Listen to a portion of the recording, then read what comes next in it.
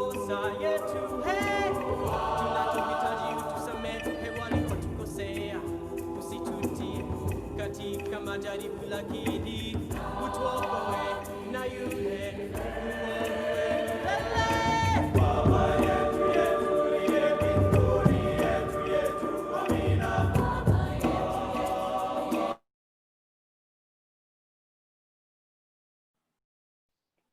Hello, welcome to all of you who are joining us today for the State of the College webinar with President Stoltzfus.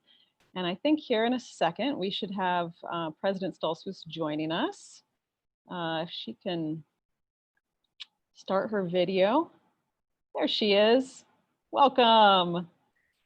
Hi, it's good to be here. Oh, it's great to see you. And I am Jodi Beyeler. I'm the Vice President for Communications and People Strategy here at Goshen College. And I'm, like I said, pleased to have President Stoltzfus with me. And Becky, I'm going to call you Becky today because that's how we all on campus know you. Where are you at? I am in my office. And yeah, looking out toward the Adelphian Fountain and imagining the sidewalks full of alumni. Yes, that's the hard part about our virtual homecoming week is that it's all virtual. And so we are, the blessing is that we probably have people joining us from countries all over the world, and potentially we'll have people joining us and watching this for days and weeks to come, which can't happen when we are in person, but it is sad to not be together. I am actually located here on campus as well. I'm in the Union in the Huntsberger Commons with the Haitian art collection behind me. And maybe I can even give people a sense of this space that maybe you've never been to. It's a beautiful space in the Union. And down there's not Java Junction, the Leaf Raker that also got a facelift last year. And if you ever come, or when you come to Goshen College for homecoming, this is a great space to enjoy art and to be welcomed by our Welcome Center and to grab a bite and a drink in the Leaf Raker. Today, Becky and I are going to have an informal conversation. I have some questions to get a sense of what is happening at Goshen College today and to give you some insight into what's going on here. But this is also meant to be hopefully somewhat interactive as we can be. So I invite you to go to if you're on the webinar, go to the Q&A option and post your questions. We will try to incorporate those as we can. And if you are on the live stream, you can send an email to president@goshen.edu, and I should get those. And if you are on the Facebook Live watching, you can post a comment question there, and I think that we should be able to get those too. So there's different ways to interact, but we would love to hear your questions. What are you wondering about? What would you love to hear President Stoltzfus talk about? Because that's what we most would want to share with you. But to get started, I was thinking, Becky, you graduated from here. Actually, I'll just give a little bit of, maybe not everybody has ever met you. So just to say that you joined us almost 3 years ago, exactly. I mean, not exactly, it was in November, a month off, but November 3 years ago. And you came to us, returned to your alma mater. You had been away for many years at Cornell and were teaching, doing research in global public health and human nutrition. And then we're doing some administration as well, I believe, at Cornell, and called back to your alma mater and have been with us and leading in innovative, creative, transformative ways since then, and particularly leading in the midst of challenge in this year that we all find ourselves. So we're going to hear about all of that, I think, today. But to start, yeah, if I could just jump in on that a little bit. One of the things that has come back to me multiple times in the in the past 6 months is that in one of my experiences at Cornell University was helping to start a new global health program there and a global health minor with global health field programs that I very much drew on what I learned and experienced at Goshen College through the SST program and brought that to Cornell. And I helped create our Intro to Global Health course, which was it was a very popular course at Cornell, and lectured in that. And I just remember year after year standing in front of this slide about global health, saying, what are the looming global health challenges? And I would highlight 3 of them, and always amongst the top 3 looming global health challenges was a global pandemic, noting that we were due for another very major global pandemic, and would the world be ready, and what are we doing to ready ourselves for that? So I think about that from time to time because it's here. We're doing it now. Here. It is here, and it's why we are virtual. And yeah, we'll get into pandemic potentially here in just a minute. But I was thinking, Becky, partly because I had my class reunion, my 20th class reunion this morning. So just to say that my name is Jodi Beyeler, VP for Communications and People Strategy here at Goshen. I've been in this role for about a year, a little over a year. And I'm a 2000 grad, was a communication major here, and just got off of a webinar where we got an introduction to our new Center for Communication Studies. And that was so exciting to see the new hub of activity that's happening on our campus. We might hear about that also here in a bit. But so I graduated in 2000, and then also actually graduated a second time in 2019 from the collaborative MBA program. And so I have 2 Goshen College degrees, and am thankful to be with you and to have this chance to talk together, Becky.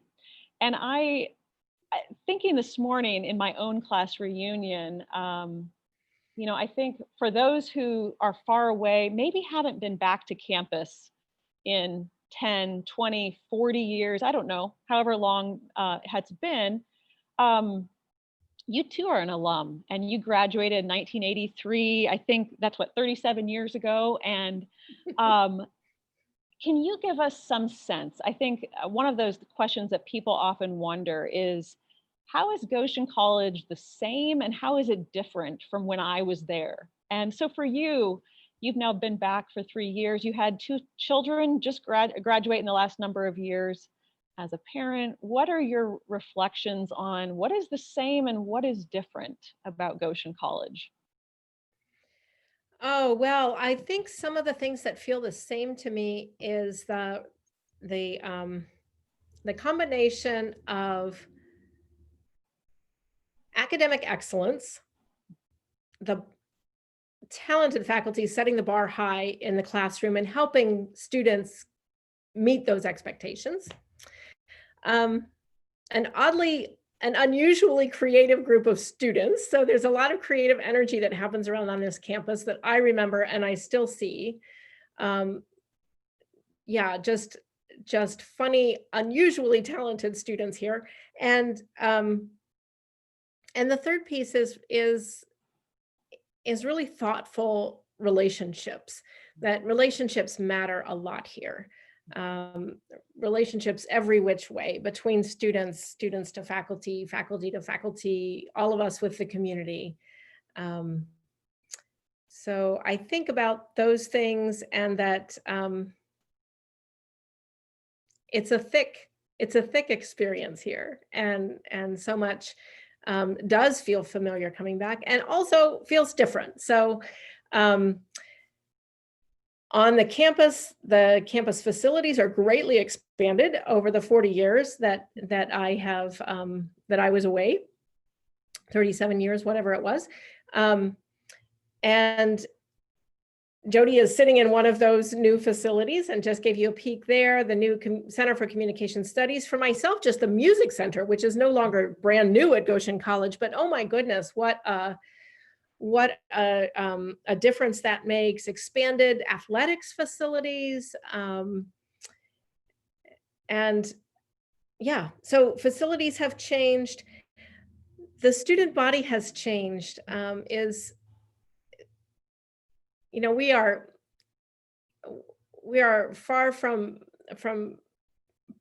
where we aspire to be in terms of being a place that is uniformly inclusive and equitable and just for every student. That is something that we continually strive for here.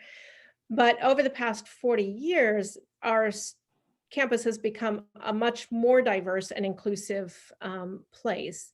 So our students, over 40% of our students identify as students of color or are international students. Just the languages heard on campus and the faith traditions. Our student body identifies with 41 different faith traditions.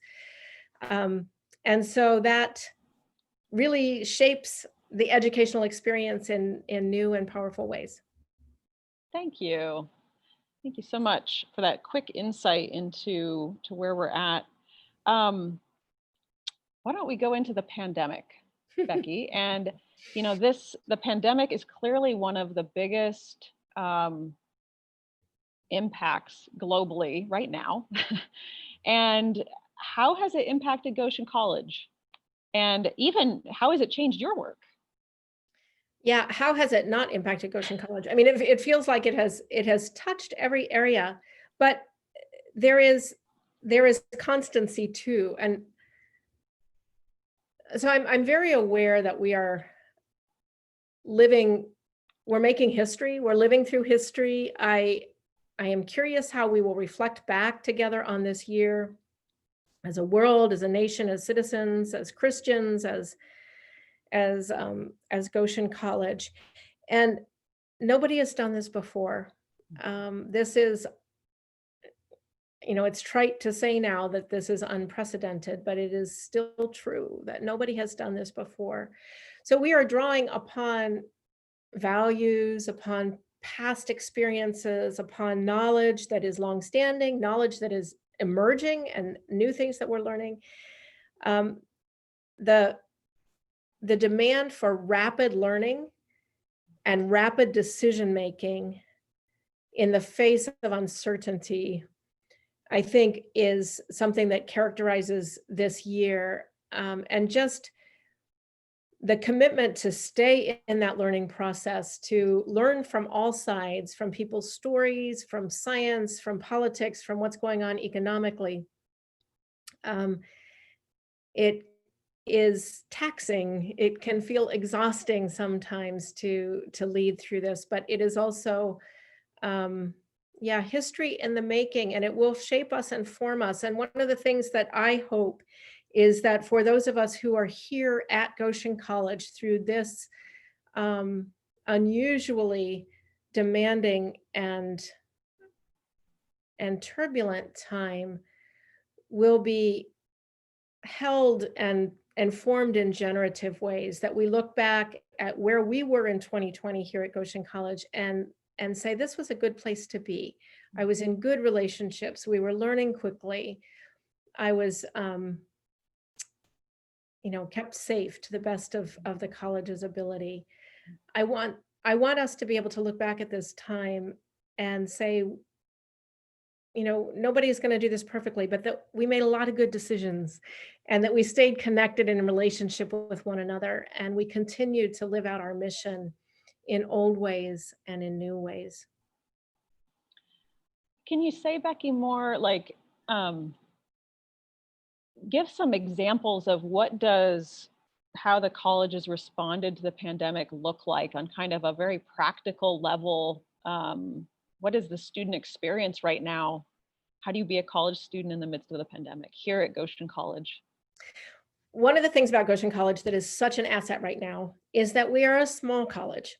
It is so much easier to do this. We have a huge head start, I would say, by virtue of our small size, of our knowing one another, of the small class sizes, and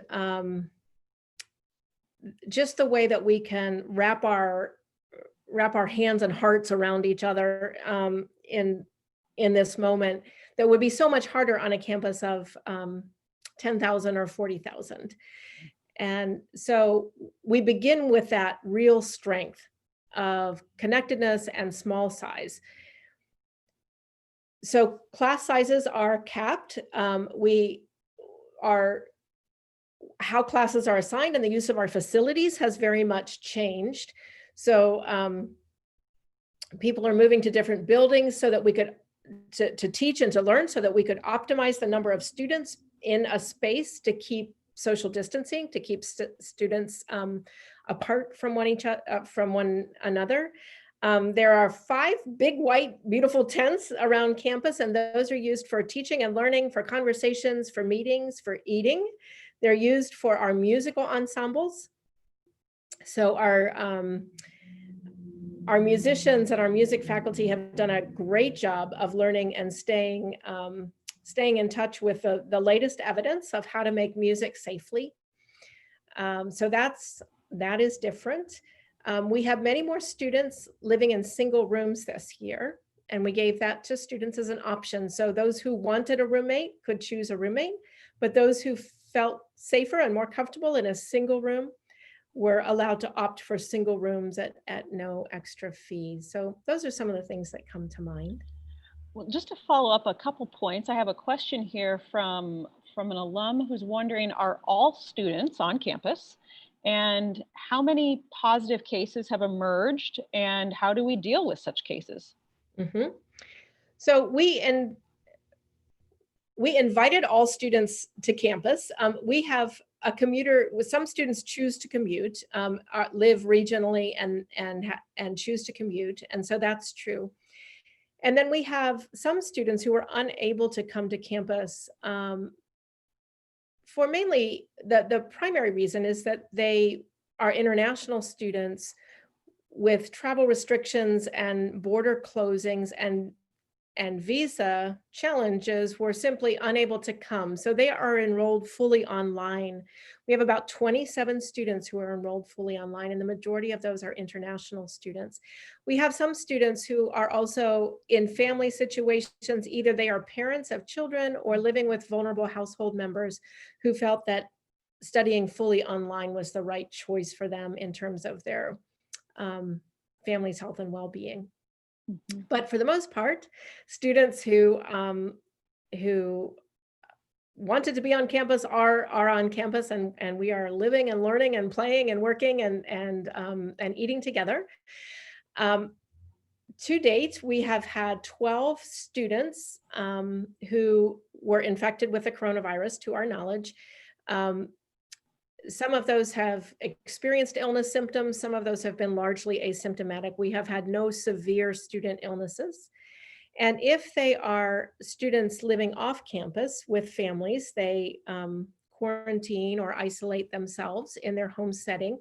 We stay in, and if they're on campus, they move to Kenwood House and are housed there if they're ill, or are moved to 2 floors of Miller dormitory if they are quarantined, which means that if they've been in contact with somebody but are not themselves ill. So we've been able to manage that. The numbers have been manageable for us, and we are so grateful that none of our students have had a severe illness with COVID. I would say too that during isolation and quarantine, we're in touch with those students daily. If they are infected with the coronavirus, they have a medical check-in daily. They have access to virtual meetings with a counselor or a therapist or with our campus pastor, and meals are delivered to them. So it's not an ideal experience to have to go through, but we try to provide as much care and protection as possible.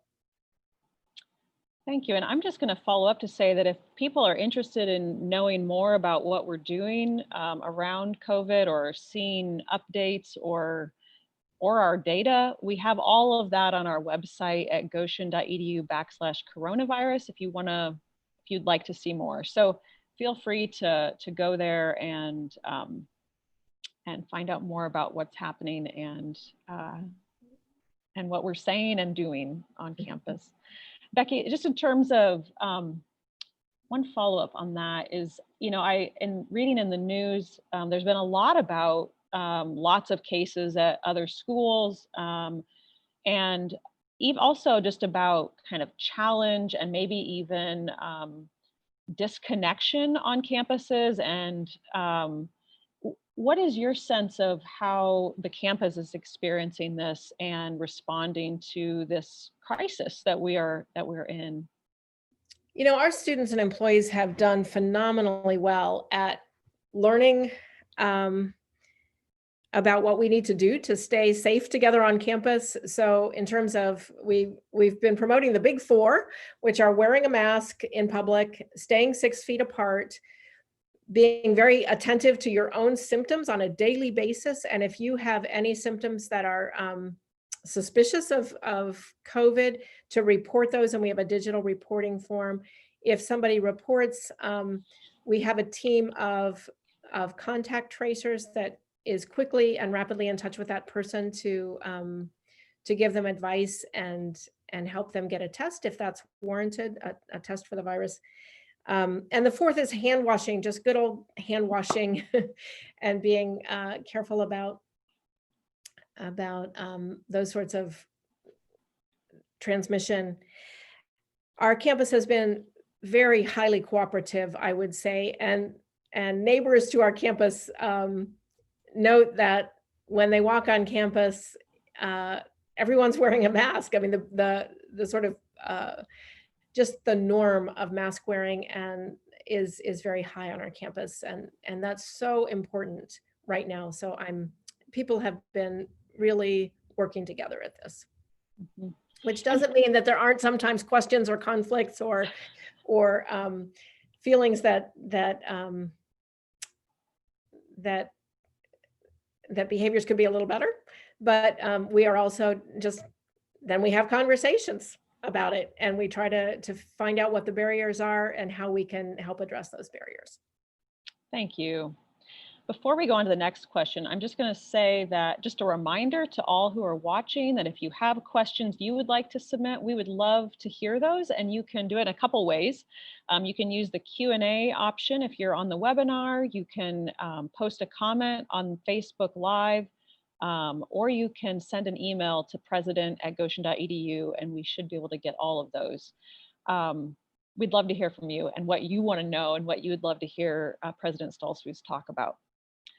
Okay, Becky, another question for you, sort of following up on pandemic is, you recently wrote a letter to our supporters that said, Goshen College sits at the crossroads of all three of the crises of 2020, an unsolved health crisis, an unfolding economic crisis, and a painful social justice crisis. Can you say more about this moment at Goshen College and where we find ourselves in the broader society? Yeah, I have found it useful to think about these three aspects of the overall situation in which we find ourselves. Certainly, we've talked a little bit about the health crisis and that we're still finding our way out of that. Health scientists are working phenomenally to find solutions both to treat people who are infected with the virus and to prevent through vaccines and other technologies. So we are all in a crash course about public health and infectious disease and still finding our way out of that. The economic shape of this, the related economic situation unfolding. Also, we don't know exactly how that will continue to unfold, but clearly it's taking a big toll. And one of the things that is very distressing about the way the economic crisis is unfolding is how it is driving the inequalities in our society to become even more severe. So some parts of our communities are bearing the economic brunt, and those are people in service professions, people who were less securely employed before, owners of small businesses, And then there are certain larger businesses that are being very hard hit as well, the airlines and those sorts of things. And then in the midst of this, not only the economic inequalities in our society have really been laid bare in front of us, but the racial inequalities in our society are just stark, both in the way the toll of the health crisis is falling disproportionately on people of color, but also the way recent events around the way our justice system and police system is affecting differently Black people and people of color more generally. These are really painful things. And, I suppose we could say that the virus created the health crisis, but the other crises were sort of lying in wait to be revealed. And so it is a hard time for us as a nation and in communities and as a world to find our way forward in ways that will create the kind of opportunity and the kind of communities that we want to live in the future. So it is both distressing, and there's a lot of grief involved in this situation for me. And I also hope that there is creativity and that some of the things that are breaking apart can give way to new possibilities, and that we at Goshen College and through our students and through our alumni can be part of those new possibilities that come to being out of such a time of crisis and upheaval. Becky, could you speak specifically to maybe some of I'm thinking about new programs even, of how kind of the moment we find ourselves and how is Goshen College, what are we doing to respond in some ways to these, both the very current crises, but also some of there's as you noted, these aren't new in some ways. What are some of the initiatives, thinking about diversity, equity, and inclusion? How are we working at that here at Goshen? Yeah, well, already 2 years ago, we began to put plans in place for 2 new academic programs, which are criminal justice and restorative justice and public health. And my goodness, those seem relevant right now. So our academic programs are responding to the needs of the world at the moment. We are listening carefully to our community, particularly our students and staff and faculty who are Black and Latino and Asian and international, to understand what they are experiencing and how we can live into our vision, which is to be rooted in the way of Jesus and to seek inclusive community and transformative justice in all that we do. And that begins with listening and really trying to understand what people are experiencing, to create spaces for people to be honest with each other and with Goshen College about how and why and where we need to make changes. So we have a new office for diversity, equity, and inclusion, and it's led by a very capable woman, Dr. LaKendra Hardware. And we are increasing our support to that office. Again, 2 years ago, when I was still in the first 6 months of my presidency, I commissioned a task force on diversity, equity, and inclusion, and it included students and staff and faculty with a substantial 2-year charge.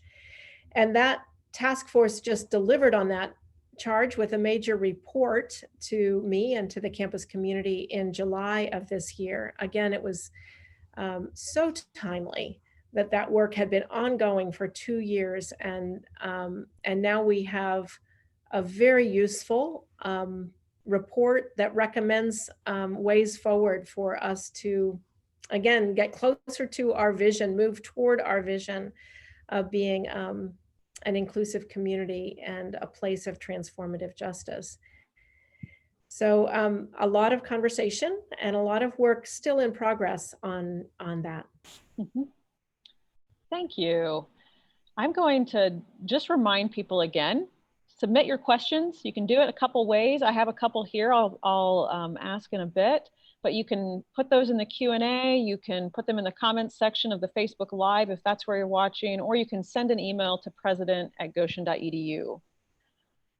Okay, Becky, I'm going to turn to financial health. And just wondering if you can give us a sense of how is the college doing from a fiscal perspective. And I think about that, from enrollment, it is a huge driver, and also from thinking about donations and contributions. How is Goshen College doing right now? Well, let me begin by saying that it is a financially complex and challenging time. This is true for most businesses and certainly for every college and university. And I would say in the larger context of higher education, we have so much to be grateful for. I'm so grateful, and we are doing remarkably well. And I would highlight three things around that.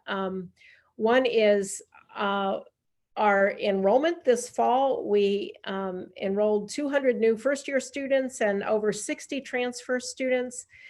So that was a good number for us. Again, so much uncertainty as we headed into the summer and fall about what enrollment would look like. And so we are just delighted to welcome a very exciting class of new students and transfer students to Goshen College this fall. The second thing is that we have made excellent use of the federal resources that became available through the CARES Act passed in April. So we received some direct formula funding to higher education through that piece of legislation. And we also took advantage of a small business loan that was very helpful to us and has put us in a stronger position. And the third piece is just the loyalty and support of our friends and alumni. So we finished our fiscal year on June 30 with a historic high in terms of our GC fund, which is our annual fund giving that supports our programs and our student financial aid and just helps us be Goshen College from year to year. So we had the highest GC fund giving in GC history, and also a very strong year apart from the GC fund with other major gifts and restricted gifts, about nearly $6.5 million in giving at the end of again a very disrupted year economically. So thank you to our friends and donors and who have helped us out so much. So this is the economic fallout of this situation is not over. It will be an ongoing challenge, but we find ourselves in a place where we have so much to be grateful for right now. Mm-hmm. I want to ask just a specific question that came up from an attendee, and that is, how has the pandemic impacted international students of where they live, their enrollment? What can you say in that regard? So our enrollment of international students is actually a little bit up this year, which is phenomenal. Again, just excellent work on the part of our admissions team. But as I mentioned earlier, not all of those students can be with us physically on campus. So we have a number of students, of international students who are studying fully online from their home countries. We also had some international students who very much wanted to enroll and were prepared to enroll, but they could not travel here due to travel restrictions and visa restrictions. And their home setting didn't provide the technology and internet to allow them to succeed online. So I know that some students just had to defer altogether from international settings. We, international students mean so much to Goshen College. They really enrich the educational experience here and the social experience and cultural experience on campus. And so we are fully committed to international student enrollment and the experience here, but we're just gonna have to find our way through this. Mhm. And a question that came to us from Facebook Live, hiring diverse faculty is an important goal. How is that going? I think that ties well back to, you were talking about diversity, equity, and inclusion. How is the hiring of diverse faculty going, and how are we working at that? Yeah, so diversity has many elements to it. And I would say that we have, since, again, sort of comparing to the decades ago when I was a student, a much more diverse faculty in terms of their background and their faith backgrounds. So a more ecumenical faculty, all committed to Goshen College's mission and core values. In terms of the racial and ethnic diversity of our faculty, we have significant work to do there. So we have had, we have definitely more Latino faculty than when I was a student, but not in proportion to our student body and the Latino enrollments in our student body. And we just need to work at new strategies and new commitments to hiring diverse faculty as we go forward. I was just hearing the ambulance go by behind you out there on Main Street. And it was reminding me that High Park, some of our alums who are watching will remember, this is very current news, is that High Park was recently taken down by, it's owned by the hospital for the past 30 years, I believe, maybe 40 almost. And no, about 30 years, I believe. But they've just recently took it down. As of just last week, it is completely on the ground and cleared away, and they are making way for their own expansions. But many people have memories of their time in High Park, and Yep. you'll be able to see photos of that on our website too, if you are interested. Speaking of facilities, Becky, I'm going to go to that topic. If you could talk about what are some of the recent facility changes. If you want to talk about the programming related to that as well, that would be great. Well, Jodi's sitting in the new Huntsberger Commons, which is in a part of our union building, and it connects a beautiful new welcome center. And then Jodi is showing you how it connects with the Leaf Raker Cafe down at the other end. So what can go wrong with a great welcome, an amazing art collection that was donated to us by the Huntsberger family of Haitian artists. And then at the end, you know, great food and a cup of coffee. We have another thing that is new from the outside there is that there's a patio. So the Leaf Riker Cafe now opens to a patio, and the patio is functioning, but that will also be undergoing continued renovation and improvement to make an even more welcoming outdoor experience for our students. And then the new Center for Communication Studies, which is in the west part of the Newcomer Center, about 3,700 square feet, that housed archival material that has been moved to several locations on campus and made way for just a beautiful state-of-the-art, high-tech integrated communication center that co-locates the Globe radio station, the Record, 5 Core Media, our TV and film production, and our public relations program. And so those students were all tucked away in various odd corners, and some of them were truly odd, full of character, but a little odd corners of the campus. And they are now all together. And the student energy that that brings. And some of our students are in more than one of those programs. So now they just move right down the hall between the radio station and the record. And yeah, it's just a fabulous space. So when you can come to campus, I really commend that to you. It's they've really built in some historical features to it as well. So you get like the history of Goshen College Communication Department while being dazzled by how high tech and beautiful it is. And how award-winning. And award-winning. Oh my goodness. A major wall devoted to trophies and awards.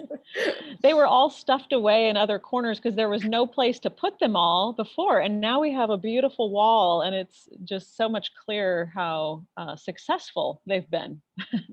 And Jodi, there's a website that people can go to look at that too, right? That we update with new photos? Yes, there is. Yeah. Jodi's thinking, is it up to date? Yeah. Well, I'm sure there are photos there. I'm just not sure if I can quickly give you the URL, but definitely on our website you can find photos of the center. And actually, we just had the grand opening just an hour ago. So there is video available of that session if you didn't make it, which is fine. You can get a really amazing tour from Jason Samuel, our general manager for the Globe. Takes you a walking tour through it and meets some students along the way, and it'll give you a really good sense of that. If you want to find that, you can find it on Facebook. It'll be on the Goshen College Homecoming site as well. The video of that. Jodi, I should also mention the new things in the athletic side of campus as well. So not visible to most of us, but we did a major renovation of our locker rooms, which are now full of maple leaf character and a lot more comfortable and accommodating to our athletes, both our student athletes and our visiting athletes. The gym floor was recently beautifully redone with our logo and maple flooring. And there's a new room that's devoted to track and cross country, a field room for them. So nice things over there too. A couple of questions for you related to facilities. So one is, how are we using the old spaces? So there's an old radio station, the record, the hub, as people remember it, and the library basement. What are these spaces now? Yeah, well, the one that I can speak to with some clarity is the hub. And Jodi, correct me if help me get this right, but I believe the Mennonite Historical Library has moved into the hub. So the old record space, added to their space there. I think that yes, they also not moved into in terms of, they have, yes, added to their space. And that is an upstairs space in West Lawn Culp. I guess it's officially in Culp, but they're and the basement of the library, I'm not sure what we're going to do with yet. I haven't heard the final. Maybe you know something there that I don't know. We have a lot of aspirations for the good library, so are looking forward to a number of ways to improve that. Well, and another related question. So 1980 alum James Gunden was expressing appreciation at the expansion and modernization of our campus facilities, and particularly the communications hub and the Union building are impressive, he notes. And his question is, do you have plans for other upgrades, such as a nursing center, student housing? What are your future facilities ideas and plans? We certainly do have plans, and they are still being formed. So the very high priority for us is to provide more spacious and more state-of-the-art facilities for our outstanding nursing program. And that, we have several ideas of where that might happen, and each of those have significant domino effects on the rest of campus. So we decided that it was time to take on a new campus master plan, and we are halfway through that process. We had sort of reached the halfway point in February, and then the pandemic happened and we needed to pause and focus on other things. And we are just reanimating that campus master planning process. So in this month of October, the firm that is doing that work with us will be holding town halls. They have brought us 3 scenarios of a campus master plan, with nursing at the center of that. So those 3 scenarios have other points in common, but each of them puts a new nursing facility in a different place. And so it will be fascinating, I think, to unveil those to the campus and have the campus react to those. And I very much look forward to having a campus master plan, which will provide a lot of clarity to our advancement team in terms of cultivating major gifts in support of that. Great. Well, we have another question here, Becky, and this is related to finance as well and giving. What is the current level of endowment funds and what percentage of the annual budget is covered with endowment revenue? Those are very specific questions. I don't know if you have those specific numbers in your head, but you can maybe speak to that broadly around endowment and how we rely or use or value that. Yeah, so we all stand on the shoulders of great leadership in the president's office and in the advancement office and in alumni relations over the past, decades, the history of Goshen College. So amongst our peer colleges, we have a relatively large endowment. Our endowments, because they're a little bit various, total over $110 million. And that is a significant help to our budget. Some of those are restricted, and so those endowments can be used only for particular purposes, which are always good purposes and welcome purposes. And some of the endowment is less restricted and helps our operating budget overall. In terms of the percent of the operating budget that is funded by endowment, I'm going to take a pass on that, and hopefully we can follow up, because I don't want to misspeak or mislead. But I would say that it is a significant help to us, and one that many of our, it's something that I am grateful for every day as president of Goshen College. Yeah. I am not seeing more questions coming in at this moment, but just to reiterate, if you have a question, please feel free to ask it. We have a bit more, just a few, we would take at least one more, I think, if you have one. And if you have one, you can submit it in the Q&A, you can post it on Facebook Live, or if you're watching via the live stream, you can send an email to president@goshen.edu. Becky, I wanted to just come back to, you were talking about facilities and academic programs, and recently you've received some good news, I believe, from our friends at the Lilly Endowment. Would you like to share a little bit about that and kind of where we're headed with a new initiative? Yeah, so we have taken advantage of a new funding opportunity made available by the Lilly Endowment to build on one of what I consider Goshen College's signature strengths around real world learning, as it's expressed in our mission statement. So we're going to be consolidating several functional areas in the college to create a new office for community engaged learning.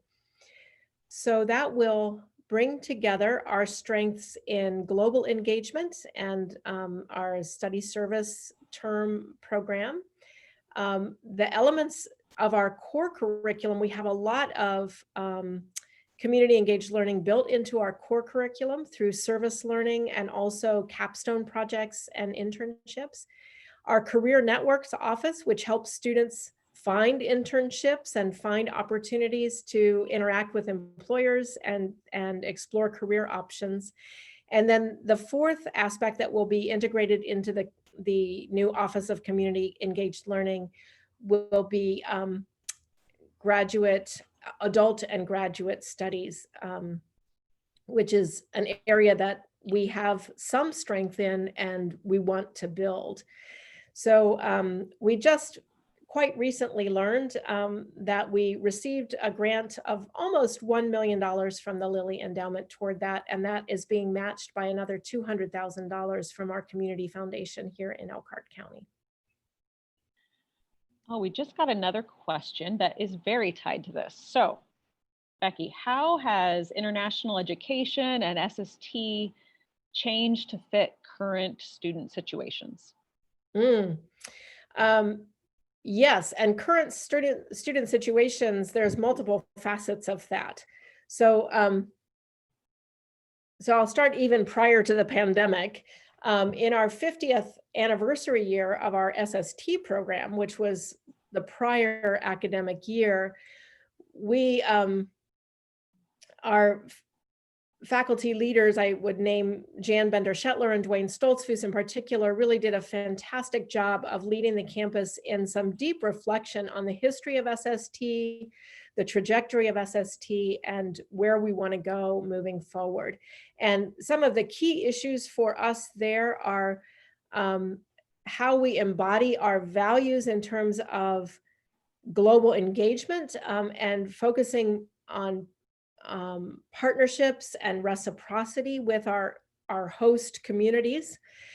Also working on accessibility, both financial accessibility and academic accessibility, I would say, to our student body. So these days, our professional programs, our accredited professional programs, and I think in particular of nursing, but also our athletic programs, which have become much more year-round as varsity athletics at the collegiate level has become more intense, have created barriers for some students to participate in our outstanding global learning programs. And so work is ongoing. This is an experimental year with a number of new ideas in play to make our global learning stronger and also more accessible to our students. And then happens the pandemic where we can't get on planes. So first we worked really hard to bring our students who are abroad home safely, and want to give, again, huge thanks to Jan Bender-Shetler and the faculty leaders in Tanzania and Ecuador for getting our students home safely. And then we have had all of our global learning across borders paused until travel becomes safer again. Becky, I feel like this conversation, it's each topic almost has and then the pandemic. It's just this reality we're living with, and as all of our the participants on this, living it in their own ways around the world. Okay, I think this will be our final question.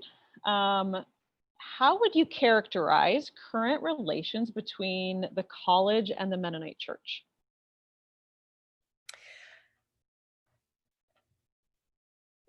I would say the first word that comes to my mind is openly evolving. I mean, the Mennonite Church is changing, Goshen College is changing, and our relationship is therefore changing. We are in good relationship, open conversation. The 5 other Mennonite presidents are good friends and companions to me. We have conversations regularly. The Mennonite Education Agency is working to be as supportive as possible to us in this time of multiple transitions. And here I would say too, and then the pandemic. So dynamic, lots of changes going on the part of the denomination and the part of the college. I would say, to try to distill this from the perspective of the college, that it is built into our vision that we will be rooted in the way of Jesus. It is built into our mission that we are and will continue to be shaped by Anabaptist Mennonite faith and tradition. how we do that as a college in 2020 and beyond with a Mennonite church and perhaps related denominational structures outside the Mennonite church that are just emerging is a very central and creative part of the work of Goshen College right now. And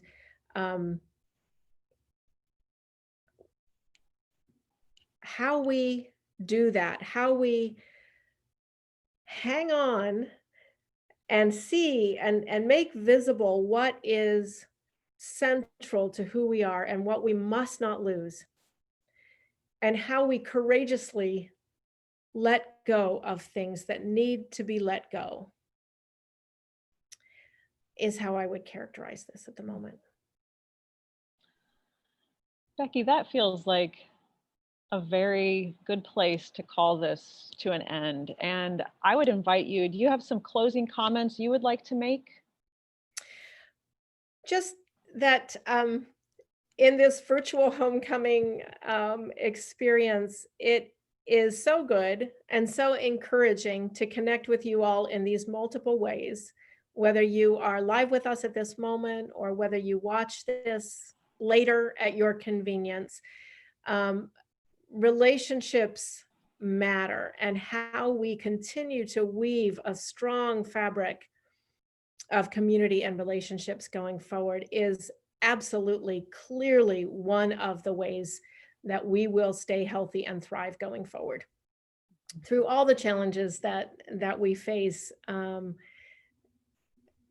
This community is precious, and thank you for being part of it. Thank you for caring and connecting and sending us your questions and being here with us. And we just really look forward to having you on campus.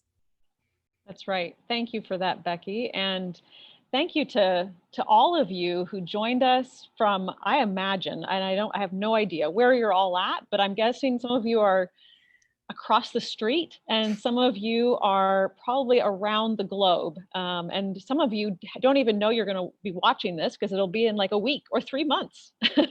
And one of the beauties of this is that this is recorded, as are all of the events this week, and are going to be available online for sharing, for rewatching, for posting on your social networks if you would like to share them with your friends. So please, you can find those there on Facebook Live or on Goshen College, goshen.edu. /homecoming will get you there to those recordings. I wanted to just give one more plug. If you have enjoyed this time with President Stoltzfus, if you would like to stay connected with us, there are a lot of ways to do that. And we send our monthly e-newsletter called Bulletin Points out, which gives you lots of updates, hopefully that you find interesting and helpful to get a sense of what's going on today at Goshen. But also President Stoltzfus has a blog called Distinctively Goshen that you can subscribe to and hear her word, or read her words, I should say, on a fairly regular basis, and her insights into what's going on here, but also what's happening more broadly. So you can do that at goshen.edu /president-blog. And I encourage you to consider that. Thank you all for joining us. This has been a pleasure to be together in this virtual way. And please stay connected and be well wherever you are. Thank you, thank you, thank you. Farewell.